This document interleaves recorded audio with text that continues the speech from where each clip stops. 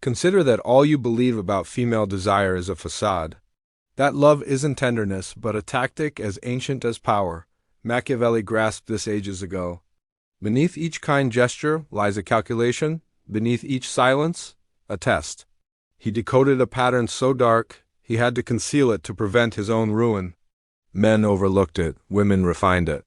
And when you see what he uncovered, you will never view a smile the same way again. If you are new here, subscribe and remain until the video's end. And as you do, like, share, and enjoy the content. Pay attention. Most men fail with women. Not because they're stupid or unattractive. They fail as they were sold a falsehood so attractively wrapped that they do ungrasp they are living within a deception. They were told, be yourself, as though authenticity was ever sufficient. They were told, treat her like royalty, as though servitude ever sparked desire. They were assured that love conquers all, as courtrooms fill with divorces and streets fill with lonely men who have no clue what went awry. And do you know the most brutal part of this? While you followed those rules verbatim, there were others who disregarded them entirely and achieved exactly what you sought. Not because they were superior men, but because they understood something you were never taught. Now, let me share something I found years ago, something I resisted accepting. I also believed in romantic love, in the notion that if you were good, noble, and devoted, she would ultimately see it. I spent months being the ideal man for someone who hardly noticed me. And when I finally grew weary and left, guess what occurred? Suddenly, I was intriguing. Suddenly, my absence held more value than all the gifts I had given her. That is when I grasped that female desire doesn't operate as we were told. It seems that Machiavelli, that Florentine genius famed for The Prince, found something far more perilous than political strategy. In his private papers, those that circulated only in close Florentine circles, he addressed what he termed the hidden dynamics of female choice. These were not public discourses. They were private meetings, forbidden discussions, where each word defied all that society declared was right. Because what Machiavelli observed was this: beneath every display of affection, there is a power exchange. Desire is not an unadulterated emotion. It is a strategy. And women, knowingly or unknowingly, have perfected it from an early age. Consider it for a moment. How often have you seen a woman lament that all men are alike, yet pick the identical type repeatedly? How often have you heard her claim she wants someone stable and good, yet she falls for the one who unnerves her? It's not chance, it's a pattern. A code that repeats itself across cultures and ages. And pay attention if this connects with you. Follow me on the channel, because we are only just scratching the surface. Machiavelli knew that humans do not act based on what they say, but based on what benefits them. He applied this harsh insight to politics, but he also applied it to something far more personal, attraction, and what he uncovered was so unsettling that his own contemporaries tried to bury it. Because accepting this truth means conceding that romantic love, as it was depicted to you, is a fairy tale. The truth is darker and, paradoxically, much more liberating. He chronicled case after case of noble women who left perfect men for others who treated them with indifference. He noted how absence created more desire than constant presence, how mystery defeated transparency, how unpredictability beat stability. It wasn't cruelty, it was instinct. And here is what no one tells you. When you become predictable, when she already knows everything you will do, when your attention is constantly available, you lose all your worth. Because the human brain doesn't value what is guaranteed, it values what it must win. So what do you do with this information? Do you reject it because it's uncomfortable? Or do you begin seeing the world as it is, not as you wish it to be? Because once you see the pattern, you can no longer feign it doesn't exist. And trust me, there is much more to uncover about how this game really works. Now that you know the basics, something deeper awaits you. Something Machiavelli called the hidden cycle. And once you grasp it, everything you thought you knew about women will click in a way you never imagined. If what you just heard stirred something within you, if you feel that someone is finally speaking the truth without filters, then stay. Subscribe to the channel, not as a hollow gesture, but because you grasp this knowledge isn't accessible to everyone, and those who have it play with an advantage. Now here is where things get interesting. Once you accept that female desire works differently than what you were taught, the clear question is, why? Why does a woman say she wants one thing, but respond to something entirely different? The answer lies in something Machiavelli identified centuries ago in the courts of Florence. He observed how aristocratic women wielded power without ever officially holding it. They could not rule like men, but they controlled those who did rule, and they did it with an invisible tool, perception. Machiavelli understood this perfectly. Power is not taken by force when you are physically weaker. Power is gained by controlling what others desire from you, and women have learned this from infancy. Let me tell you about a case he chronicled. She was known as the she-wolf of Florence. A noblewoman, refined, educated, the ideal image of virtue. But in private, she manipulated her admirers as if they were chess pieces. She would give them her attention one day, then vanish for weeks. No explanation, no warning, only silence. And here is what's fascinating. The more her absences ignored them, the more desperate they grew. Her strategy wasn't love, it was uncertainty. Because she had learned something most men never understand. What you deny becomes valuable. What you withhold becomes a treasure. Machiavelli traced the origin of this conduct back to her childhood. At 6 years old, she watched her mother slowly destroy her father's reputation without ever raising her voice. Through strategic silences, through well-timed tears, through the knack of making him feel guilty for things he hadn't even done, the girl learned early. Power is not what you say, it's what you make the other person feel. And here is the unsettling part. This is not conscious manipulation in most instances, it's programming. Women grow up seeing that vulnerability, used correctly, generates protection, that beauty opens doors. That silence at the right time is worth more than 1,000 words. They are not malicious, they are strategic, and strategy, practiced from childhood, becomes instinct. The truth is there is a vast gap between what women say they want publicly and what excites them in private. In public, they will say they want stability, kindness, a man who listens. And yes, they want that for a specific kind of relationship. But desire, that fire that makes them obsessed, does not ignite with security. It ignites with tension. Think of it this way. The human brain is designed to survive, not to be happy. From an evolutionary viewpoint, a woman couldn't afford to choose poorly. She needed someone who could protect her, but also someone other women desired. Because if others desired him, it was a signal that he was worth it. This explains something you've likely seen. A woman can ignore a man for months, but the second another woman shows interest in him, something suddenly awakens. It's not insecurity, it's biology. Her brain tags as valuable what others desire. And here is the detail no one tells you. When you become too accessible, when your attention is always available, she stops seeing you as a conquest. She sees you as something guaranteed. And what is guaranteed does not generate emotion. It generates comfort, and comfort kills desire. Now, I realize this seems contradictory, so must you treat her poorly? No, that is not the issue. The issue is that attraction is not an act of justice. It's not, if I'm good, she must reciprocate. It is an emotional phenomenon that reacts to specific patterns, and one of those patterns is polarity. She needs to feel there is something to conquer. That your time, your energy, your attention are not infinite? That if she doesn't value you, she will lose something real. Men who grasp this do not chase, do not beg, do not exhaust themselves proving they are the best option, they simply are. And that calmness, that lack of need is magnetic. Because Machiavelli was right about one thing. He who shows desperation loses power. He who maintains calmness gains it. And if this made you think differently, leave a piece of advice in the comments that could help other men. Something you learned the hard way. Something it took you years to grasp. Because together we can piece together the full map. Now, what you just read is only the first layer. Because there is something even deeper. Something Machiavelli discovered and called the shadow cycle. An invisible mechanism that governs almost every decision she makes about you without her even realizing it. And this is where things get complicated. Because everything I just told you about female desire, about polarity, about tension, has a dark side. No one ever wants to mention. a mechanism so deep it operates beneath consciousness itself.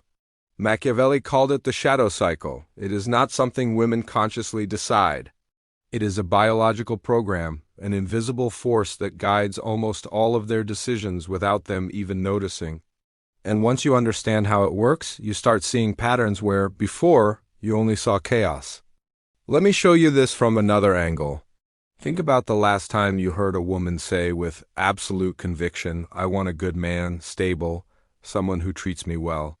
And then you watched her fall madly in love with someone who was the exact opposite. Was she lying? No, she was stating her conscious truth. But her subconscious was responding to a completely different programming. What she says she wants is what her rational mind considers correct. What truly turns her on is what her instinct recognizes as genetically valuable. And these two things are often polar opposites. Machiavelli documented a case in 1501 that illustrates this perfectly. A countess abandoned her husband, a rich, educated man of impeccable social standing. She left him for a plebeian with no education and no fortune. The scandal was enormous. How could a woman of her class do something so irrational? The answer was brutal. Her husband had become predictable. He adored her. He obeyed her every whim. He constantly sought her approval. He was kind, perfect, and invisible. Because when someone gives you everything effortlessly, you lose all interest. There's no tension, no story. But the plebeian lover? He ignored her. He disappeared for days, he didn't beg her, he didn't worship her, and that indifference drove her insane. Her brain interpreted that distance as value. If he didn't need her, he must be someone important. If other women could have him, she had to earn him. And there lies the cycle. What she gets easily, she despises. What she has to conquer, she values. It's not cruelty, it's the way her biology is programmed to filter options. Now, the funny thing is, this applies in reverse too, just differently. Men do the same thing with other aspects. Machiavelli wrote that people forget the death of their father faster than the loss of their inheritance. It sounds cold, but it's true. We value what we had to work for. What comes easily leaves no mark. So what does this mean for you? It means that when you try too hard, when you lay all your cards on the table from the start, you're sending the wrong signal. You're telling her primitive brain, "I'm easy to get. I'm not a scarce resource. You can have me whenever you want." And her subconscious responds, if he's that easy, he probably isn't worth much. Now, here's something that might sound contradictory to what I said before. It's not about being a jerk. It's not about treating her badly. It's about maintaining your own center. Having a life that doesn't revolve entirely around her. Being someone who is interested, yes, but never desperate. Because there's a massive difference between being indifferent and being at peace. Indifference is cold and calculated. Peacefulness is authentic. It's the calm of a man who knows his value and doesn't need external validation to confirm it. Women can smell desperation from a mile away, but they can also feel the authenticity of a man who is simply okay with himself. And that second option, that one is magnetic. No one tells you this, but women aren't just looking for love. They're looking for narrative tension. They want to feel like they're part of a story, not a routine. That's why the shadow cycle activates with uncertainty, in those moments when they don't know if you'll stay or leave. When your presence is a gift, not a guarantee. And this inevitably triggers what Machiavelli called the testing mechanism. Without even realizing it, women test emotional resilience. They create conflict just to see if you crumble. They provoke to measure your reaction. It's not malice, it's survival instinct. She needs to know if your emotional frame is stronger than hers, because if you break under a simple test, how will you support her when life truly becomes difficult? Men who collapse under these trials lose all value in her eyes. But those who remain calm, those who don't react with despair or anger, activate something primal in her. That calm tells her this man is in control. This man is secure. And now I want your view on something. What works best to show that composure when facing one of her emotional tests? A. Replying with logic and rational explanations. Or B. Just maintaining silence and composure without defending yourself. Write A or B in the comments and briefly explain why you chose that option. I want to see which approach dominates in this video, because here's the uncomfortable truth. Attraction is not democratic. It doesn't reward goodness or fairness. It rewards polarity. It rewards tension. It rewards those who understand that desire isn't built with sweet words. It's built with magnetic presence. Cleopatra understood this centuries before any of us. She didn't seduce Julius Caesar or Mark Antony through submission. She seduced them through challenge, through demand, through moments of warmth followed by strategic distance. Her beauty wasn't the weapon, her emotional control was. Each absence of hers created desire. Each return was relief. That rhythm, that oscillation between having her and losing her was the enchantment itself. And those powerful men accustomed to conquering empires became slaves to a woman who mastered the cycle. So, I ask you, do you want to continue being the good man who ends up in the comfort zone? Or do you want to be the one who understands the real rules of the game? Because once you see the pattern, you can no longer pretend it doesn't exist. And believe me, what comes next is even deeper. Because there are specific techniques, psychological mechanisms you can activate not just to attract her, but to become someone she will never forget. So, when you put all this together, when you see the complete map, you realize something that changes the game completely. It's not about technique, it's about understanding the very nature of desire. Because listen, you can learn 1,000 tactics, 1,000 ways to send messages, 1,000 conversation strategies, but if you don't understand the fundamental principle, you will remain lost. And the principle is this: female desire isn't sparked by what you give, it's sparked by what you provoke. Think carefully about that. Everything we've discussed so far points to the same truth. The countess who abandoned her perfect husband, the she-wolf of Florence who controlled through her absence, the shadow cycle that operates beneath consciousness, these are all examples of the same pattern. Emotional tension generates desire far more than stability. And here's what no one clearly explains to you. When a woman says she wants stability, she means it sincerely. But she speaks through her conscious mind. Her rational mind knows that stability is good for building a life. But her body, her nervous system, her brain chemistry, they respond to something else. They respond to contrast, to calculated unpredictability, to the feeling that with you, she can feel alive, not just safe. Machiavelli documented this in his private observations. He noted how the women of the court responded in completely different ways to two types of men. Those who begged for their attention were discarded without pity. Those who maintained emotional distance, who did not abandon their principles to please them, they became objects of fascination. It wasn't that she wanted cruel men. She wanted men with their own center. Men whose lives didn't revolve around her because that told her something important. This man has purpose. This man has options. This man doesn't need me to feel complete, and that absence of need is magnetic. Now here's the part many misinterpret. This doesn't mean becoming cold or calculating. It's not about playing mind games or manipulating. It's something much deeper. To build a life so solid that your attention becomes valuable through genuine scarcity. When you have projects that excite you, when you have goals to pursue, when you have a life that fulfills you, you automatically become less available. And this unavailability isn't a strategy. It's the natural consequence of living with purpose. Women feel this. They can tell the difference between a man who is faking being busy and a man who genuinely has important things to do. The first feels false. The second is irresistible. And here's the key revelation. She doesn't want to be your sole source of happiness. That's far too much responsibility, far too much pressure. What she wants is to be part of your extraordinary life, not the center of your empty one. When you understand this, everything changes. You no longer chase her, you no longer beg, you no longer crumble when she pulls away, because you have something bigger than your relationship with her. You have a solid relationship with yourself. The masters of seduction throughout history understood this instinctively. Casanova would disappear for weeks, not as a tactic, but because he had adventures, projects, other interests. When he returned, he brought stories, he brought mystery, he brought a life that existed beyond any one woman. And women went crazy for him, not because he was the most handsome or the richest, but because his presence was an event, not a constant. Every encounter with him was memorable because he was unpredictable.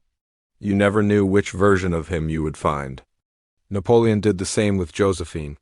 He wrote her letters full of passion, but also full of demands, reproach, and emotional distance whenever he felt she was becoming too comfortable. And these emotional roller coasters kept her hooked for years. It wasn't cruelty, it was polarity. It was keeping alive the tension that makes desire breathe. So how do you apply this without becoming toxic? It's simple. Stop making her your main project. Invest in yourself.